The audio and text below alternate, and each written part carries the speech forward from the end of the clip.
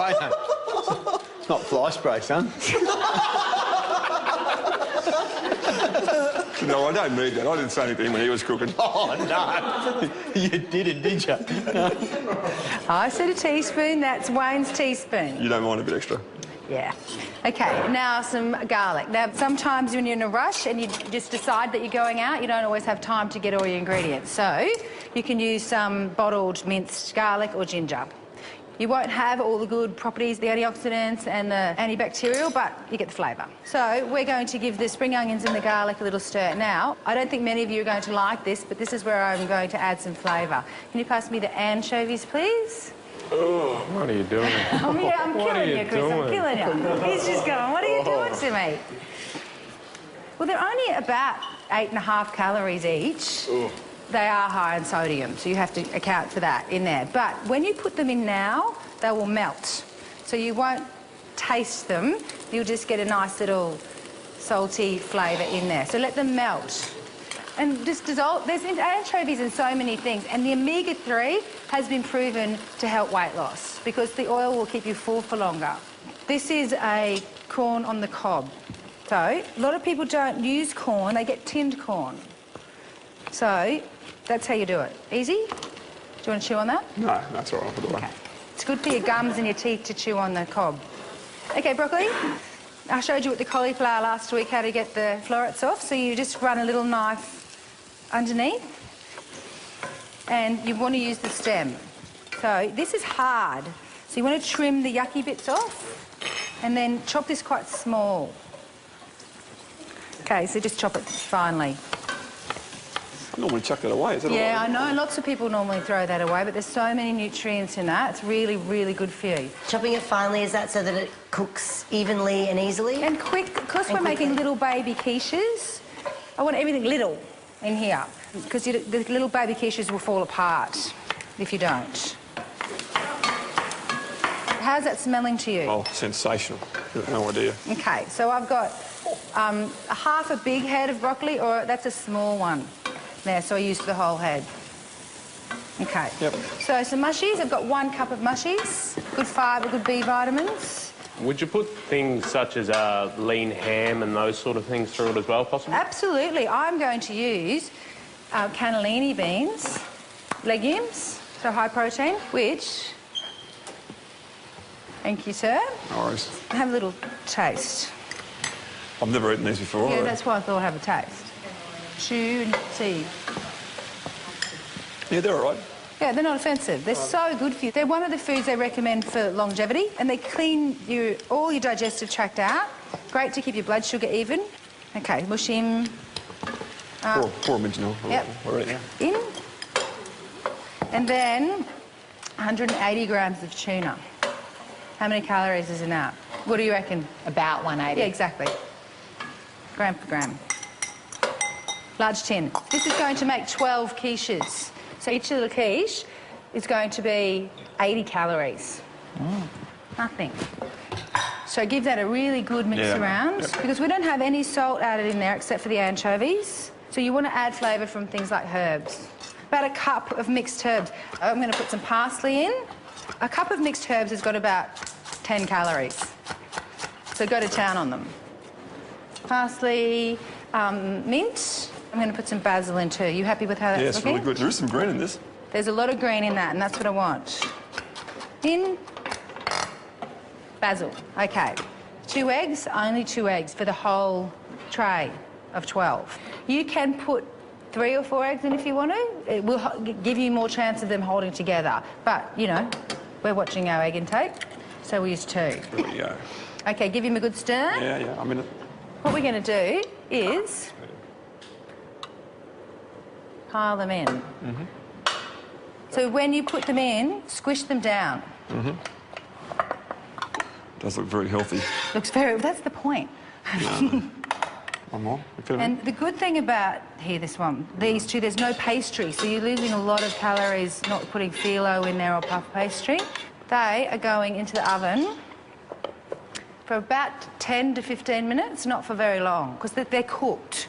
The egg just needs to cook, and you just want to brown them a little bit. So 180 degrees, check them after 10 minutes. Okay, let's have a look at the oven. I put some in before. So, because there's not a whole lot of egg in there, they're not going to be as firm. So you have to be very gentle with them. Oh, you're helpful. There you go. Thank you. So you get your knife and run them around the edge, like that, and out they come. Nice. And I think four for you, Wayne? 4. Yeah. Well, that's 320 calories. It's still not very much, is it? But they're going to fill you up. OK, Wayne, you're going to put that into your lunchbox and pull it out of your bag at the footy, and you're going to be proud of that. And you're going to think, well, you know, real men do eat quiche, especially at the footy. Can I have a taste? Yeah, I'll try. See, they're not as firm, but so don't expect them to be. A lot of flavour. Heaps of different things. I like it. Herbs? The herbs, the green stuff you got, it's really got a strong sort of smell. So 2 great ideas. They're so versatile, you can use a lot of those tips in lots of different meals. So just have a little bit of planning before you step out the door. Then you're going to avoid all those calories from nasty takeaway food. Next, an inspirational story. Reaching the summit of Everest was an amazing thing, but the really fantastic part of it is what I learnt afterwards, like that whole experience of surviving that night, of being able to push through the impossible. And contestants turn inventors on the Masterclass Challenge. You can create a full training circuit from things you have around your house, shed and garage.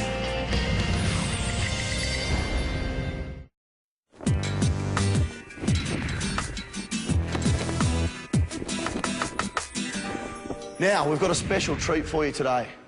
This is going to blow your mind. Our guest today is one of Australia's most well-known mountaineers, and he has climbed to the top of the world's biggest mountain, Mount Everest. Not only that, but this survivor went down in the death zone and is the only person to live through such an ordeal. This man is going to be a wealth of information on what it takes to be a survivor, and once again, what it takes to battle against the odds and win. Our guest today is none other than Lincoln Hall. Guys, if you can make your welcome, please.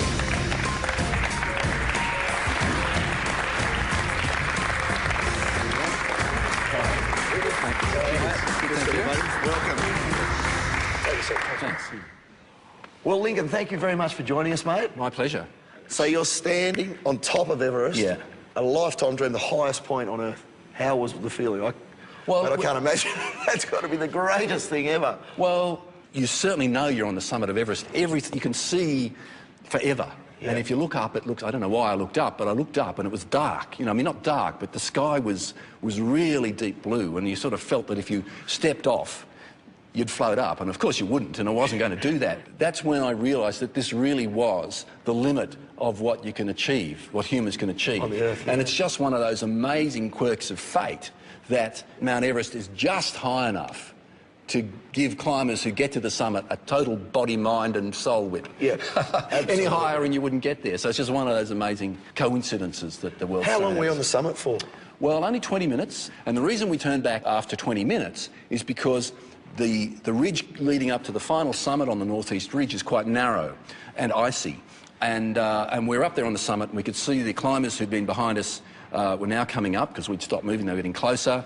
And I thought, well, we've got to get down out of this narrow, slippery bit before they come up, otherwise we'll get stuck up there in a sort of like a traffic jam. And I knew, as soon as I got to the top, the most important thing was getting down. And what happened, I remember coming down a slope and we had a rope there on a little steep bit, and I was just unclipping from one anchor to another anchor on the rope, and I just sort of was in the snow, and then I sort of passed out. And it wasn't just exhaustion, it was cerebral edema. And cerebral edema is where you get fluid retention within your skull. And your skull, of course, doesn't expand. And so it puts pressure on your brain and makes you go delirious and puts pressure on the top of your spinal cord. And basically, the only way to survive that at extreme altitude is to descend, and descend very quickly. Yeah. And, so you still had oxygen at this time?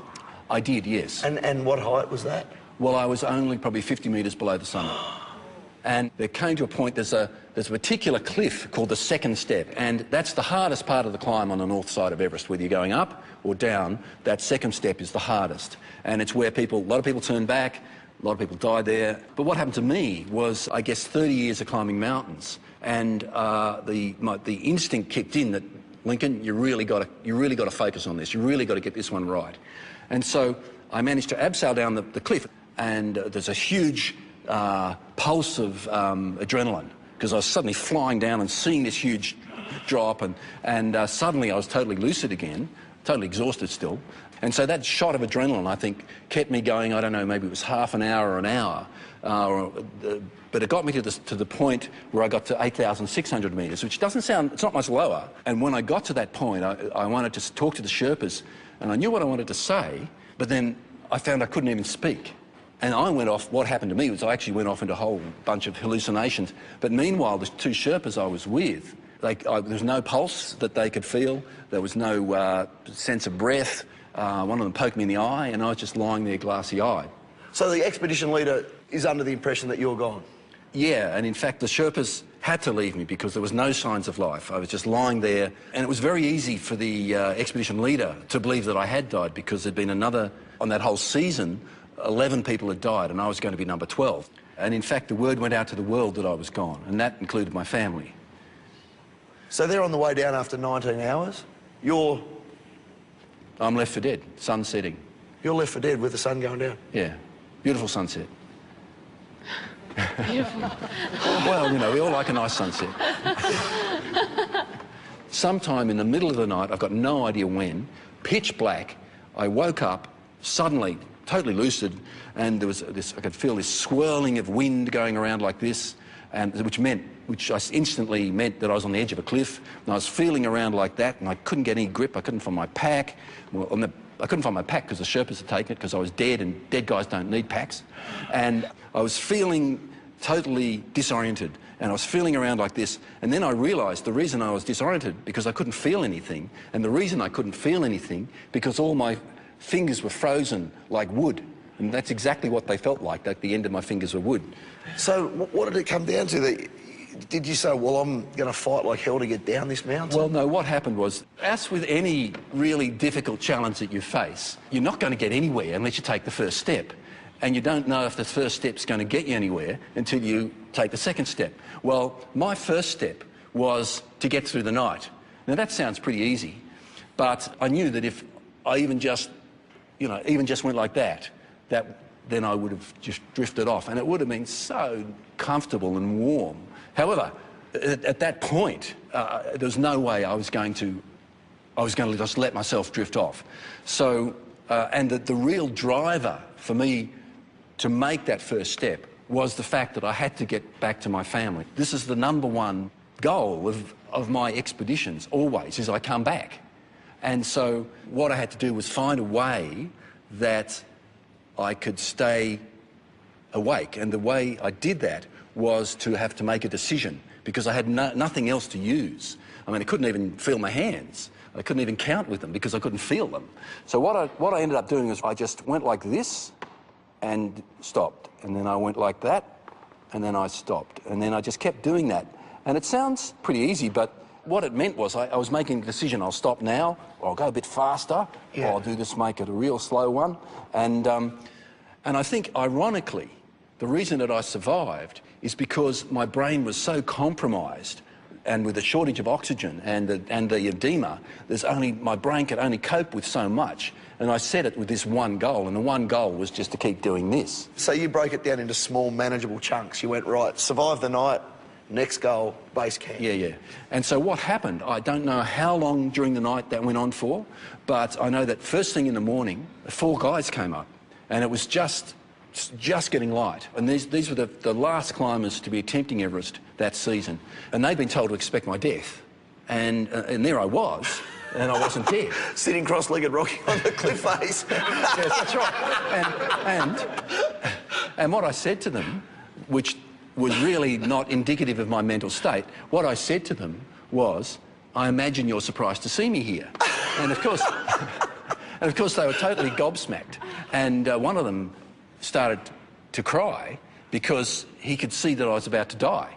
I mean, reaching the summit of Everest was an amazing thing, but the really fantastic part of it is what I learnt afterwards, like that whole experience of surviving that night, of being able to push through what effectively was the impossible. What was it that kept you driving through that? Like, where does that come from? It's, to me, superhuman. I mean, Well, I think what it means is we can all do a lot more than we think we can. But you have to believe in it. It's not much, you don't just tell yourself, you've got to believe in it. And you hear that, guys? There's a difference. Yeah. There's a massive difference, Yeah, isn't there is, yeah. between doing and thinking. Yeah, because if I just said to myself, I'll get through the night, you know, it was like, definitely, I am going to get through the night because that's the one thing I can do. What I can do after that, I've got no idea, but I'm not going to get anywhere if I can get this first one out of the way. Control the controllable, see? Yeah, control the controllable. And so, and at that point, that's as far as I got. What lay beyond that was uncontrollable for me, and that's when those amazing guys came up and looked after me. All right, mate, well, I was wondering how you'd feel about having a little go on our climbing wall we've set up over the back there. That'd be great. I'd love you just to show the contestants that with guts and determination against the odds and even with the injuries that you sustained, that you can still get back to something you love, that if people say you can't do it, that you can buck the system and do it. Okay, well, let's see how we go. Okay. All right, guys, let's get this in perspective. Now, Lincoln has about 60% use in his fingers and his hands. How many toes have you got missing altogether, mate? Its easiest way is I've only got 3 toenails to cut. Wow. So that, guys, is quite incredible, isn't it? It's amazing. All right, buddy, come down. Oh. Here we go. That's great. Yeah. That's great. Lincoln, thank you so much for coming, mate. You're an absolute inspiration, and I can tell by the look on all the contestants' faces they've picked up a heap from you too. Guys, Lincoln, thanks very much, mate. Thank you. Thanks. Thank you very much. It's been a great pleasure. Next, Life After Loser with Dr. Norman Swan. One of the biggest drivers in terms of keeping that weight off is your head, the psychology. What drives you? What are the factors that make you eat? What might help you to stop eating?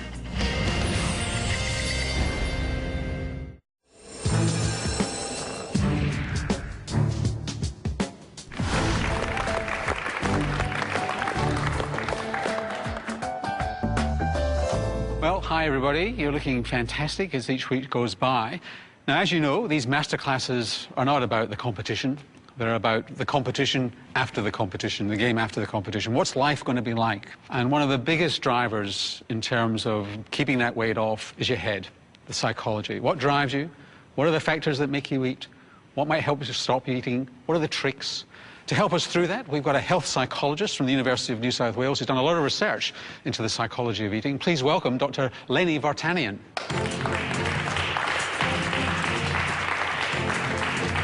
Welcome, Leni. Thanks very much. Thanks for coming on. So, you've been living this now for a few weeks. What triggers have you recognised in your past life? Lisa, have you thought about what drives you or drove you before you came here in terms of eating? I'm an emotional eater, but I eat every emotion, you know, whether I'm happy, sad, depressed, whatever, it's an opportunity to eat. Is that something that's been like that from when you were a kid as well? Has it always been the case? And is that a family thing? Is everybody emotional eaters? No, probably not as much as I am. Okay. Yeah. Common story, Leni? Sure. Sometimes you have people who eat for emotional reasons. I eat when I'm sad, I eat when I'm happy, but it's something I do in response to my feeling. But people watching this will say, look, that's an excuse. These people just have weak wills. All they need to do is stop eating. But it's not all just about willpower, and it's not all sort of a moral weakness, and I think that's the problem with this idea of willpower, is that we chalk it up to a moral weakness. Self-control is something that we all can exercise to certain degrees, but when that self-control is exercised over and over and over again, and it just kind of drains, then it's hard to control yourself in certain situations. Ricky, what's driven you to overeat? Before I got here, I didn't know I was a emotional eater. I didn't even know what that was. So I went through some stuff in the beginning of the year, like my girlfriend had a miscarriage, so that was pretty tough on me and her. And instead of dealing with things, I just went and got some food and pretty much covered it up. So It's good to know that I know